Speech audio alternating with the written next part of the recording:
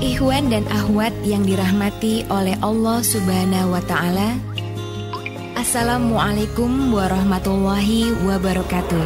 Inilah kunjungan Irena Center dan Indonesian Commercial Jockey melalui berbagai media di seluruh Indonesia dalam acara Membangun Peradaban Islam dengan siaran radio di Indonesia. Assalamualaikum warahmatullahi wabarakatuh.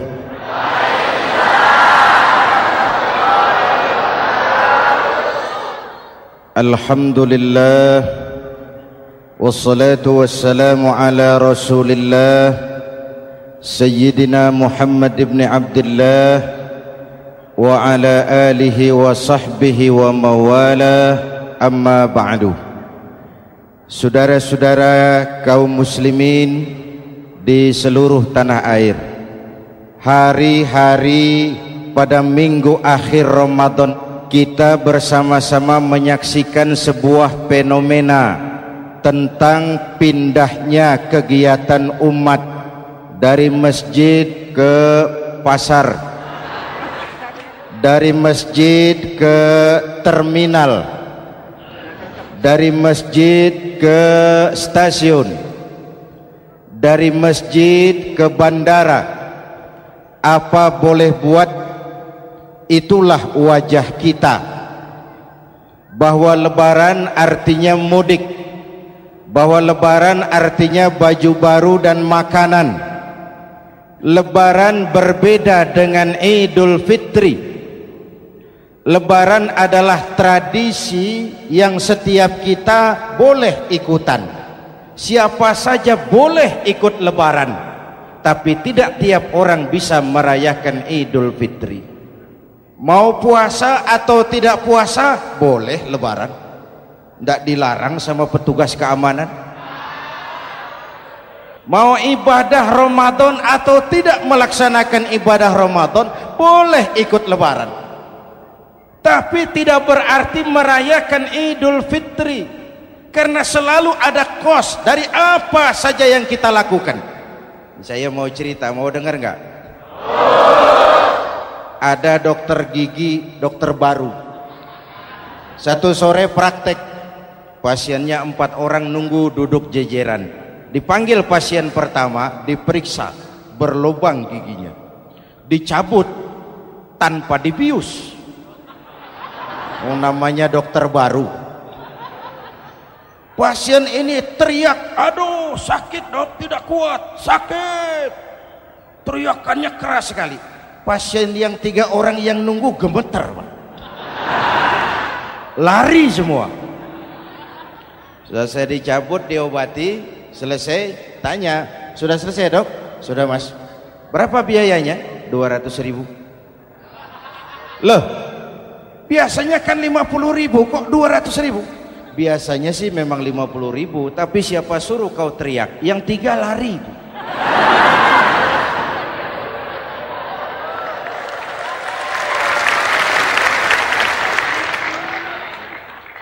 Cerita pendek ini ingin berpesan kepada kita, selalu ada ongkos yang harus kita bayar dari apa saja yang kita lakukan.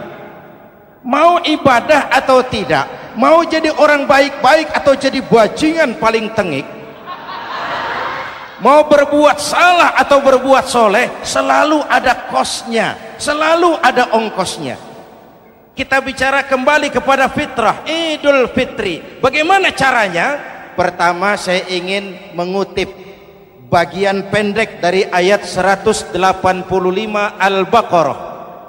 Walitukmilul iddata walitukabbirullaha ala ma hadakum wala'allakum tashkurun. Ada 4 hal dari cuplikan ayat pendek ini. Pertama, walitukmilul iddata, hendaknya engkau sempurnakan jumlah bilangan hari puasamu. Berpuasa sebulan penuh. Sebulan penuh itu bisa 29, bisa 30. Pak, kalau beda pendapat bagaimana? Ada yang lebaran tanggal 5, ada yang lebaran tanggal 6. Hadirin, bagi yang punya kemampuan berijtihad silahkan melakukan ru'yatul hilal. Bagi yang tidak, lebih aman ikut pesan Nabi. Apa pesan Nabi? Fa iza ikhtalaftum fa alaikum bis sawadil a'zam ma'al haqqi wa ahlihi. Kalau kamu berbeda pendapat, ikut golongan terbanyak yang benar dan ahlinya. Jadi walaupun banyak, kalau tidak benar dan bukan ahlinya, tidak usah ikutin. Banyak benar dan ahlinya. Contoh, 100 insinyur berbeda pendapat dengan 10 kiai tentang doa kunut. Yang diikuti pasti 10 kiai, bukan 100 insinyur. Betul? Atau sebaliknya, 10 insinyur berbeda dengan 100 kiai tentang konstruksi jembatan. Yang diikuti tentu 10 insinyur, benar dan ahlinya. Maka yang paling aman, kita punya departemen agama.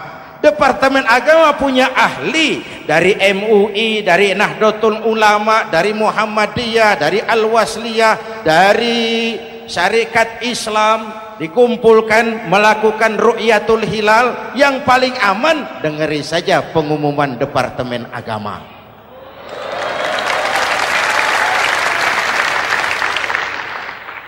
Tapi tetap menghormati mereka yang meyakini 1 Syawal jatuh pada tanggal 5. Beda boleh, marah jangan. Jelas? Saudara boleh suka tempe, tapi jangan menghina orang yang tidak suka tempe. Saudara boleh senang tahu, tapi jangan ngenyek karo wong yang senang tahu. Hadirin yang saya hormati, walitukmilul iddata. Kalau mau kembali kepada fitrah, sempurnakan jumlah bilangan hari puasamu. Makna sempurnakan di sini 2, sempurnakan 1 bulan penuh dan sempurnakan semangat puasamu. Walaupun Ramadan berakhir, puasa jangan selesai. Kenapa? Tangan kita masih tetap terus puasa dari mengambil yang bukan milik kita. Lidah kita walaupun Ramadan sudah selesai tetap berpuasa dari memfitnah dan menggunjing orang lain. Kaki kita walaupun Ramadan sudah selesai tetap puasa dari berjalan ke tempat yang tidak baik. Perut kita tetap berpuasa dari kemasukan barang-barang yang haram. Sempurnakan semangat puasamu. Sikap disiplin, sikap jujur, merasakan kehadiran Allah dekat dalam hidup. Nih contoh ringan.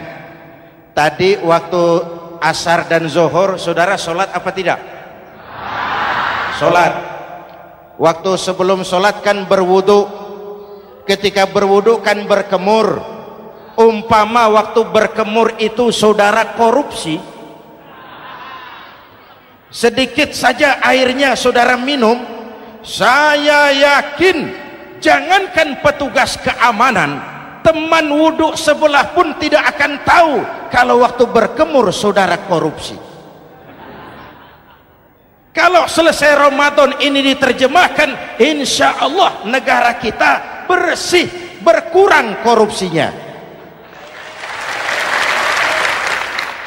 Hadirin yang saya cintai, saya kembali kepada pesan Al-Baqarah 185 tadi. Walitukmilul iddata, sempurnakan jumlah bilangan hari puasamu. Puasa sebulan penuh dan kemudian lanjutkan semangat Ramadan. Disiplin, merasakan diri di bawah pengawasan Allah. Sekarang ini Allah ditekan. Kita iman dalam ucapan tapi sekuler dalam perbuatan. Tuhan cuma ada di masjid, di kantor Tuhan hilang, maka korupsi merajalela. Tuhan cuma ada di masjid, di pasar Tuhan hilang, maka timbangan tetap curang. Iman dalam ucapan tapi sekuler dalam perbuatan. Kalau jiwa dan semangat Ramadan kita bisa terapkan, insya Allah korupsi akan berkurang. Sekarang kan kita prihatin. Yang tadinya teriak-teriak wong cilik malah ribut rumah mewah. Yang tadinya teriak-teriak rakyat kecil sekarang malah ribut soal villa 5 miliar. Ini kan menyedihkan, memilukan dan memalukan. Tidak punya sense of crisis. Nah, saya juga nggak tahu apa itu. Udah dengerin aja, kenapa sih? Usil bener. Padahal ekonomi kita masih terpuruk, lapangan kerja sulit, jumlah pengangguran rata-rata 2 juta orang per tahun, lapangan kerja baru sulit terbuka karena investor jangankan yang dari luar mau masuk, yang di dalam siap-siap keluar. Terakhir kita dengar Sony, pabrik elektronik besar, mau cabut lagi, pindah invest ke Taiwan, menyusul pabrik silet yang di Ciputat itu. Ketika ditanya apa investasi di Cina lebih murah, tidak, dia bilang lebih mahal, cuma lebih pasti. Di Indonesia murah, cuma mejanya kebanyakan, biaya siluman, namanya siluman nggak karu-karuan, keluar uang banyak, urusan tidak pasti, capek. Disahkan undang-undang penyiaran yang justru ditolak oleh masyarakat penyiar sendiri. Industri penyiaran bakal kolaps karena sekarang ini boro-boro mereka industri televisi mau break even point, mau pulang modal, dengan ke depan bisa bangkrut. Akibatnya bisa kita pastikan, jumlah pengangguran makin bertambah. Hadirin yang saya hormati, kita memang setuju jangan terlalu mengadopsi siaran-siaran televisi dari luar. Kita harus punya filter. Tapi pada sisi yang sama, kita juga harus memperhatikan lapangan kerja buat rakyat kita ini. Walitukmilul iddata, sempurnakan jumlah bilangan hari puasamu. Kalau jumlah hari puasa sudah sempurna, tuntunan yang kedua dari Al-Quran, walitukabbirullah, hendaknya engkau agungkan nama Tuhanmu, takbiran.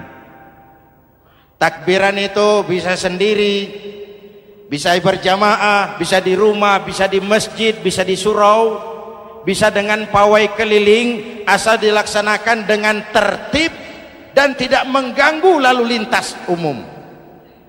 Prakteknya yang terjadi, pawai keliling itu mengganggu ketertiban umum, perang petasan, mengganggu lalu lintas, terjadi macam ada yang takbiran bawa bendera partai.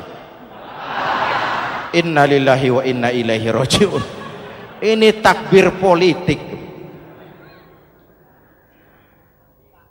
Hadirin yang saya hormati, kalimat takbir dalam kondisi kita, saya ingatkan kepada satu ungkapan Bung Tomo. Bung Tomo, pelaku sejarah, tokoh 10 November yang dikenal sebagai Hari Pahlawan, dalam satu pidatonya saya ingat pernah berkata, andai kata tidak ada kalimat takbir, ini ungkapan Bung Tomo, andai kata tidak ada kalimat takbir, saya tidak tahu dengan apa saya harus menggerakkan putra-putra terbaik bangsa untuk bangkit berjuang melawan penjajah.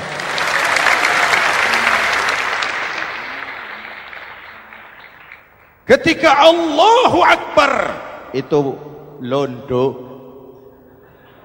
kelihatannya kecil, meriam nggak meleduk. Dahulu orang-orang tua kita cuma ada 2 kata, merdeka atau mati. Tidak berpikir nanti kalau menang dan merdeka saya jadi wali kota di mana.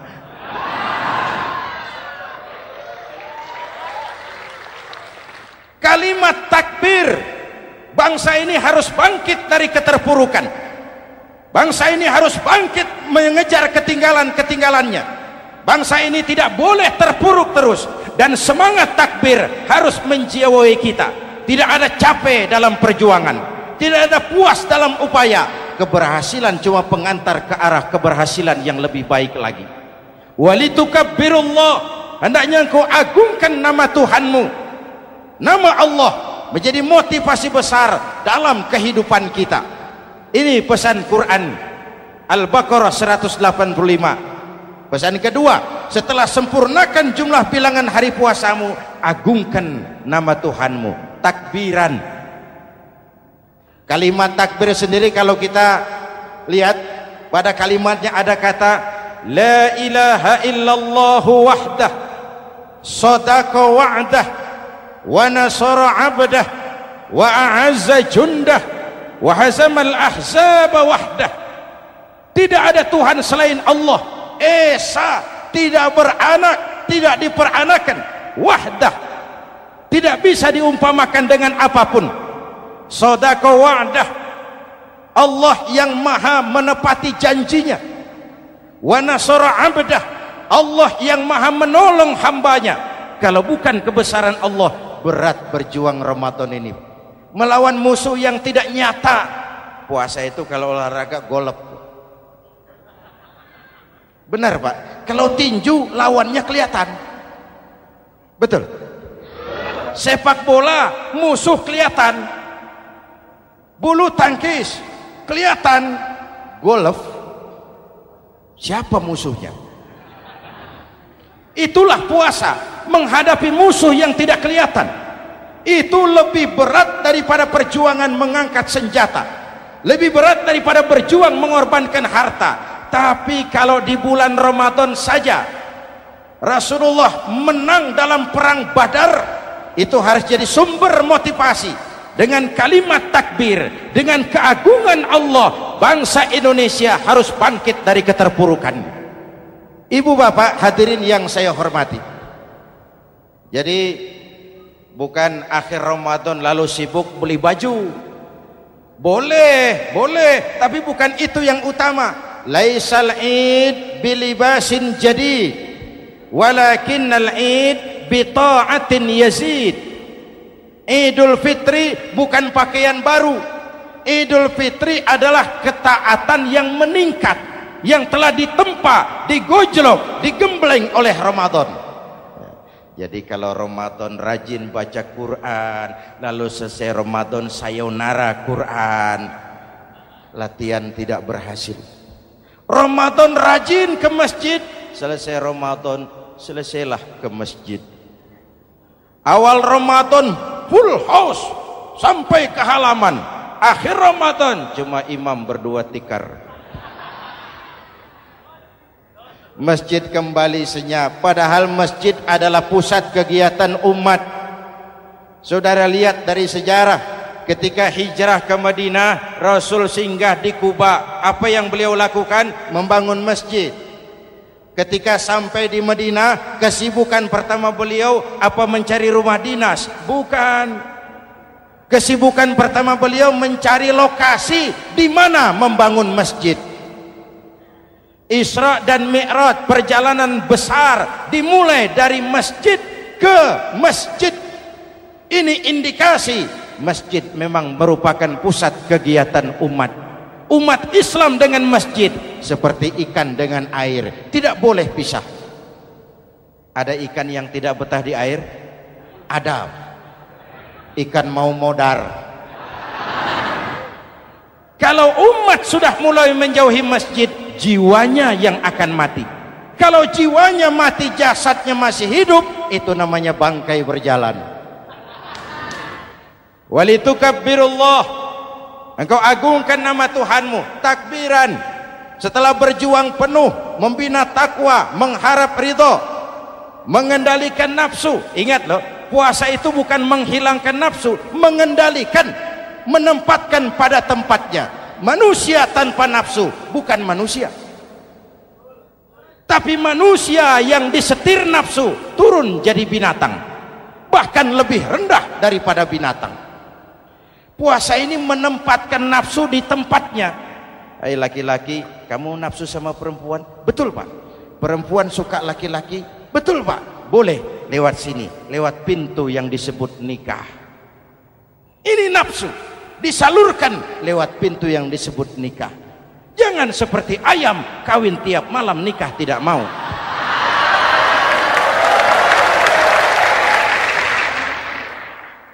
Hai manusia, nafsu kepada materi, kepengen kaya? Iya Pak, boleh. Usaha yang halal, jual beli yang halal. Wa ahallallahu al-bai'a wa harrama riba. Allah halalkan jual beli. Jangan ingin kaya lalu makan renten, ingin kaya lalu korupsi, ingin kaya lalu buka peternakan tuyul. Manusia ingin berkuasa, boleh, tapi tetap punya etika dan moral. Jangan ingin berkuasa lalu fitnah, ingin berkuasa lalu mengadu domba orang, ingin berkuasa lalu menghalalkan segala cara. Puasa menempatkan nafsu pada tempatnya. Manusia yang dikendalikan nafsu lebih puas daripada binatang. Saya punya ungkapan lama, sebuas-buasnya kerbau makanannya tetap rumput. Saya belum pernah dengar ada kerbau terlalu buas lalu makan roti. Betul? Tapi manusia kalau sudah dikendalikan nafsu, manusia bukan cuma makan nasi, aspal, semen, kertas, minumnya solar, jauh lebih buas daripada binatang. Inilah puasa, arep nguwong ke wong, agar manusia itu jadi dirinya, fitrahnya, jangan dikendalikan oleh nafsu. Kita ini sudah diciptakan fi ahsani taqwim. Masya Allah. Presented by The Integral CJ's Management.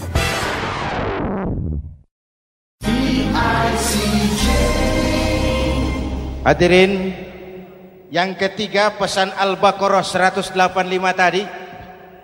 Setelah sempurna jumlah bilangan hari puasa, lalu mengumandangkan takbir, membayar zakat fitrah. Kenapa itu kita lakukan? Mengagungkan nama Allah, ala ma hadakum. Agungkan nama Allah yang telah memberikan hidayahnya kepadamu. Masya Allah nih, hidayah, kita bersyukur. Hidayah ini hak prerogatif Allah, diberikan kepada siapa saja yang dikehendaki oleh Allah. Kita bisa lihat dalam sejarah, ada anak Nabi tidak mendapat hidayah, tidak terpanggil mengikuti kebenaran yang disampaikan oleh bapaknya, namanya Kan'an, putra Nabi Nuh. Ada ayah Nabi bernama Azar, ayah Nabi Ibrahim, putranya penegak tauhid, ayahnya produsen berhala. Ada istri Nabi, istrinya Nabi Lut, tidak mendapat hidayah, tidak terpanggil mengikuti kebenaran. Lalu Abu Jahal, Abu Lahab, paman Nabi, melihat Nabi, menyaksikan mukjizat, mendengar wahyu, melihat tutur kata Nabi, hidayah tidak datang kepada dia, maka mereka tidak terpanggil mengikuti kebenaran. Kita alhamdulillah keponakan Nabi saja bukan, mendapat yang namanya hidayah ini. Ini harus kita pelihara, kita jaga baik-baik, karena ini merupakan hak prerogatif Allah. Yahdi man yasha, diberikan kepada siapa saja yang dikehendakinya. Hadirin, sembari kita mengambil pelajaran tentang Kan'an yang tidak dapat, putra Nabi Nuh. Ini saya ngambil bagian cerita sejarah. Masih mau dengar? Nabi Nuh diberi umur 950 tahun, berdakwah sepanjang hidup. 800 tahun beliau dakwah, dapat pengikut tidak lebih 80 orang, rata-rata 10 tahun satu. Yang dihadapi ini umat yang kurang ajar, bandel, bajingan, tengik. Kalau diceramahi, telinganya ditutup dengan tangannya. Ini saking kurang ajarnya ini umat. Diberikan dakwah, telinganya ditutup dengan tangan. Nabi Nuh ketika di puncak kesabarannya munajat, ya Rabb, Bagaimana Nuh? Siang malam saya berdakwah kepada umat ini. Saya sampaikan risalahmu, saya canangkan seruanmu, saya sampaikan ajaranmu. Inni da'autu qaumi lailan wa nahara. Siang malam saya berdakwah kepada umat.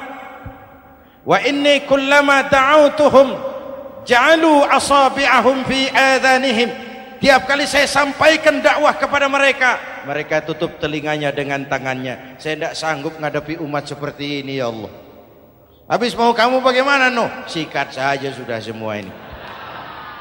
Bikin mati saja. Nanti kalau punya anak, anaknya kafir lagi.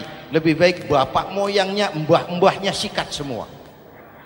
Rabbi la tazar 'alal ardi minal kafirina dayyara. Jangan disisakan orang kafir. Habisin semua. Itu mau kamu? Iya. Buat kapal Nuh, nanti aku turunkan banjir. Dengan apa saya membuat kapal ya Rob? Pakai kayu Nuh. Kayunya dari mana ya Rob? Dari pohon tentu. Pohonnya belum ada ya Rob. Tanam dulu Nuh. Membuat kapal kayunya nanam pohon dulu. Apa artinya? Perjuangan bukan simsalabim abracadabra. Perjuangan bukan makan lombok, ini hari dimakan, ini hari pedas. Perjuangan itu proses. Ada keringat, ada air mata, ada darah, tempo-tempo nyawa. Itulah perjuangan. Sudah pohon ditebang, buatkan kapal di tengah kampung. Umat unjuk rasa lagi. Nuh makin gila. Bikin kapal di tengah kampung, mau belayar kemana? Selesai Nuh, selesai ya Rob. Naik. Orang-orang yang beriman bersamamu, naik. Binatang serba sepasang, naik. Naik Nuh, naik. Orang beriman, naik. Binatang serba sepasang. Gerimis mulai turun. Setelah kapal semua terisi, Nabi Nuh kontrol. Sudah naik semua? Sudah. Nuh, Mas Bejo ada? Ada. Bawa painem, naik sudah masuk. Oke, Kan'an anak saya ikut tidak naik kapal. Kami tidak lihat Nuh. Turun ke bawah. Ada Kan'an, kami tidak lihat Nuh. Naik ke atas buritan.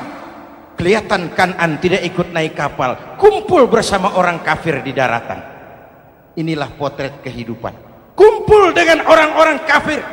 Berapa banyak anak-anak kita tidak mau ikut orang tuanya ke masjid, kumpul dengan orang-orang kafir di tempat maksiat. Nuh karena sayang kepada anak, dari atas kapal memanggil, ya bunayya rkam ma'ana. Ya, ini bahasa orang manggil, Pak. Kan'an, kesini nak, naik kapal sama papi. Ini terjemahan bebas. Jawab Kan'an di bawah, tidak mau Pak, saya di sini saja. Jangan nak, Allah sedang murka, akan turun banjir. Kalau datang banjir Bapak, sa'awi ila jabalin ya'simuni minal ma'. Saya akan naik ke gunung tinggi yang bisa menyelamatkan saya dari banjir. Kan'an naik ke gunung tinggi, gunung pun tenggelam dihantam banjir. Dalam puncak kepedihan, Nabi Nuh akhirnya sadar, ya Allah, kalau orang kafir tenggelam memang saya yang minta, tapi Kan'an kan anak saya. Nuh, anggap Kan'an bukan anakmu. Wa innahu amalun ghairu salih. Nuh sadar, akhirnya bilang, ana urid wa anta turid wallahu fa'alun lima yurid. Aku punya kemauan, kau Kan'an punya kemauan, Allah juga punya kemauan. Kemauan Allah lah yang akhirnya jadi kenyataan. Nek sekarang juga kita ngadepi musim banjir. Bukan banjir air saja, banjir peradaban-peradaban yang masuk ke negeri kita. Banjir maksiat, banjir munkarot. Kalau kita sudah ke masjid, kita sudah naik kapal, tolong kontrol anak-anak kita. Tolong kontrol tetangga kita. Ayo naik kapal, banjir.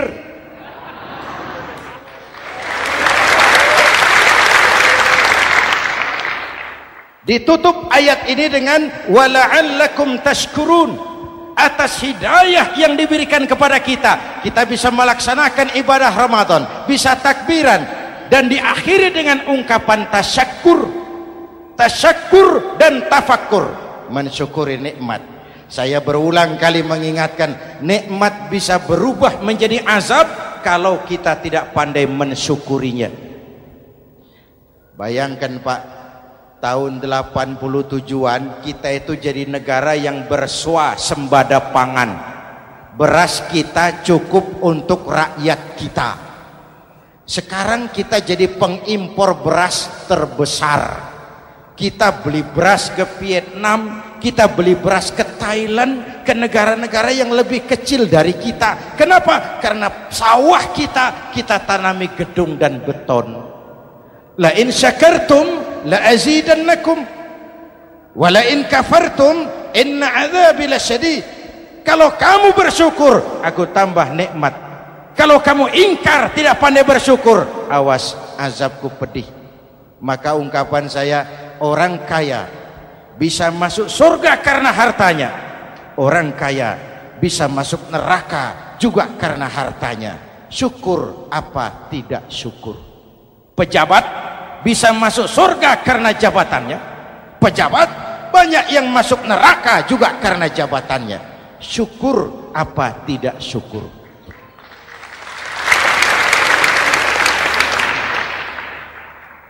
Orang alim, kiai bisa masuk surga karena ilmunya.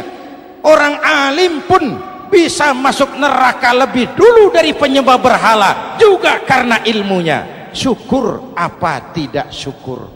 Kasih jabatan sebagai pemimpin lalu menyadari sayyidul qaumi khadimuhum. Pemimpin suatu umat adalah pelayan bagi umat itu. Pelayan harus melayani, bukan minta dilayani. Selama ini kita memandang jabatan itu jalan pintas menuju kaya. Jabatan itu artinya kekuasaan dan fasilitas, maka yang lahir rampok-rampok baru.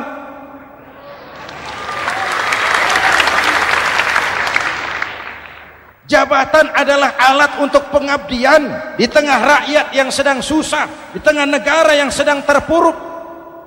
Kita memerlukan pemimpin-pemimpin yang sadar sayyidul qaumi khadimuhum. Pemimpin suatu kaum adalah pelayan bagi kaum itu sendiri. Ibu bapak hadirin yang saya hormati, dengan mensyukuri itu maka makna Idul Fitri meresap kembali kepada fitrah kita sebagai manusia, fitrah kesucian. Secara sederhana orang gambarkan kembali kepada fitrah seperti bayi baru dilahirkan oleh ibunya, bersih, suci, tanpa dosa, lantaran sudah dibersihkan oleh ibadah Ramadan.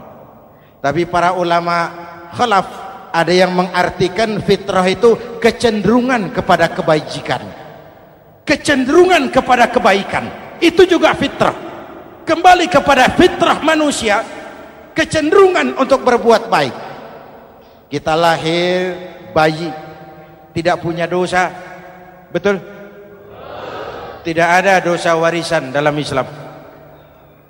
Kalau harta warisan ada, dosa warisan tidak. Karena itu dalam Islam juga tidak ada penebusan dosa.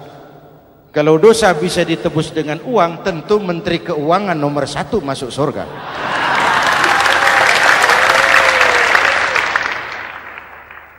Dosa dalam Islam ditebus dengan taubat, langsung kepada Allah, sonder calo.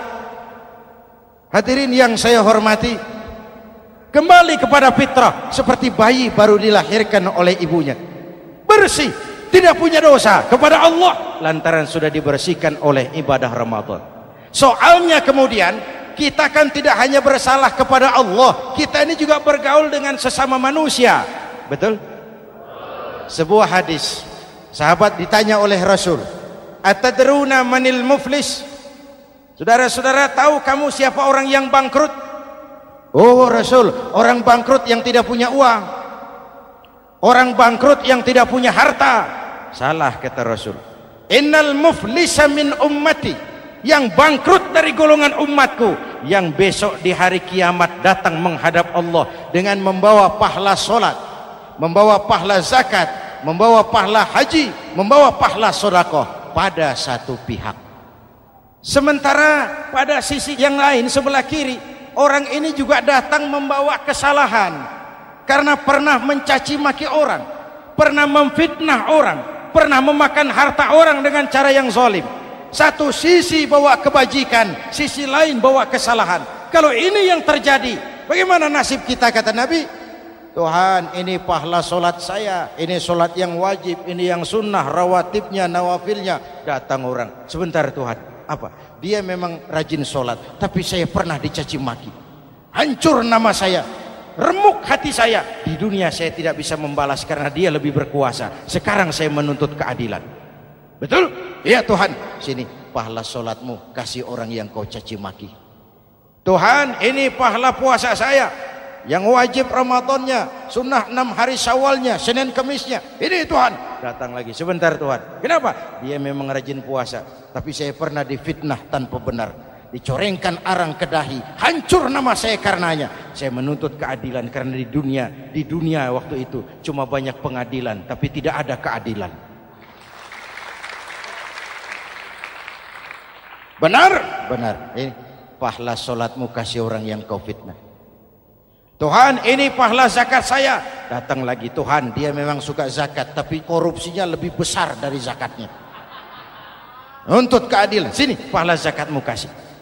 Kalau habis pahala kebaikan, orang yang menuntut masih banyak, diambillah dosa orang yang kita sakiti, diberikan kepada kita. Pahala dipreteli, dosa diberikan. Apa enggak bangkrut? Ibarat orang dagang, modal habis, tagihan hutang datang terus. Kenapa? Orang ini cuma baik hubungannya kepada Allah, tapi tidak baik hubungannya dengan sesama manusia.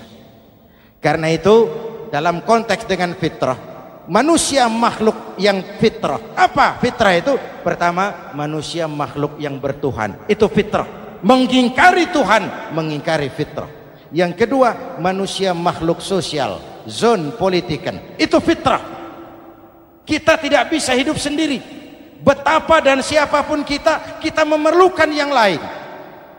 Maka nuansa Ramadan intinya adalah silaturahmi. Nuansa Idul Fitri silaturahmi antar sesama kita. Ada baiknya saya ingatkan lagi sebuah hadis. Masih mau dengar? Selesai sholat Id, sahabat mendengar Rasul mengucapkan amin 3 kali. Amin, amin, amin. Ya Rasul, ada apa? Tadi turun Jibril selesai sholat, mau berdoa. Muhammad, aku mau mohon kepada Allah, mau kau aminkan? Silahkan Jibril. Jibril doa, Rasul amin. Doanya 3 macam permohonan, maka Rasul 3 kali mengucapkan amin. Kalau sudah Jibril yang doa, Rasul yang amin, apa iya doanya ditolak?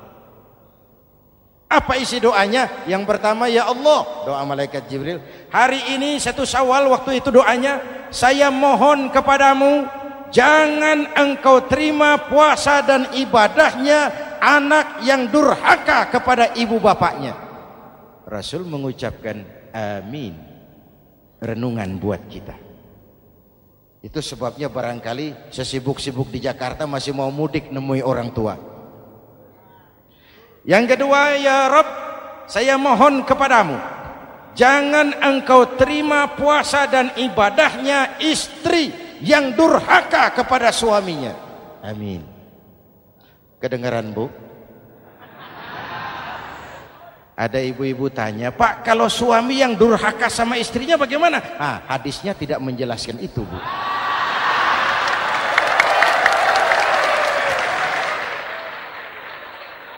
Lo menang sendiri. Yang jelas suami itu presiden rumah tangga, dimintakan tanggung jawab tentang istrinya. Nah istri swargo manut neraka kadut. Ketika pulang Isra Mi'raj saja Rasul bercerita, aku diperlihatkan neraka. Neraka ya Rasul? Iya. Lalu aku lihat isinya kok kebanyakan perempuan. Perempuan. Laki bagaimana? Laki juga tidak sedikit. Cuma kebanyakan perempuan. Ya Rasul, apa mereka tidak sholat? Sholat. Apa mereka tidak ngaji? Oh, rajin mereka sama suaminya.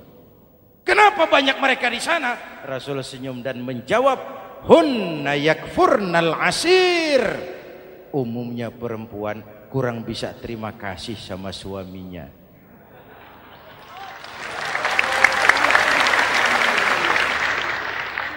Ini penyakit turunan. Oi, ngaku oi. Lalu yang ketiga, ya Allah, hari ini saya mohon kepadamu, jangan engkau terima puasa dan ibadahnya muslim yang tidak mau memaafkan sesama saudaranya muslim. Memaafkan lebih berat daripada meminta maaf, tapi memberi maaf lebih mulia daripada meminta maaf. Inilah nuansa mengembalikan semangat saling menghargai, saling mencintai, keutuhan, kerukunan, dan kedamaian. Sudah capek kita rakyat dengan konflik. Sudah capek kita dengan mengedepankan perbedaan dan bukan persamaan. Sudah waktunya kita berbeda tapi tetap bergandengan, tetap bersama menyongsong hari esok yang lebih baik. Mintalah ridho ibu bapak, suami kepada istri, istri kepada suami, dan memaafkan sesama saudara muslim sehingga kita benar-benar kembali kepada fitrah. Terima kasih dan mohon maaf, semoga ada manfaatnya. Usikum wa nafsi bitaqwallah. Wassalamualaikum warahmatullahi wabarakatuh.